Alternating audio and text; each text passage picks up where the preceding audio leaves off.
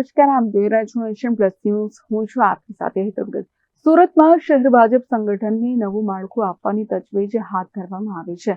આ માટે પ્રદેશ નિરીક્ષક શબ્દશરણ બ્રહ્મભટ્ટ અને સુધીર લાલપુરવાડા ઉધના કાર્યાલય ખાતે પહોંચ્યા હતા. સુરતમાં શહેર ભાજપ સંગઠનને નવું માળખું આપવાની તજવીજ હાથ ધરવામાં આવી છે, જેમાં શહેર અધ્યક્ષની નિમણૂક બાદ હવે બાકીના 20 હોદ્દેદારોની નિમણૂક માટે પ્રક્રિયા યોજવામાં આવી. 20 હોદ્દેદારોમાં 3 મહામંત્રી, ઉપપ્રમુખો, ખજાનચી મંત્રી અને સહમંત્રીઓની પસંદગી કરવામાં આવશે. આ માટે પ્રદેશ નિરીક્ષક શબ્દશરણ બ્રહ્મભટ્ટ અને સુધીર લાલપુરવાડા ઉધના કાર્યાલય ખાતે પહોંચ્યા હતા. દરેક પદે 3 દાવેદારોની યાદી પણ તૈયાર કરવામાં આવશે, જેમાં 20 નવેમ્બર સુધી રાજ્યની તમામ શહેર અને જિલ્લા ભાજપને નવું માળખું મળશે. Bureau report, nation plus news, Surat.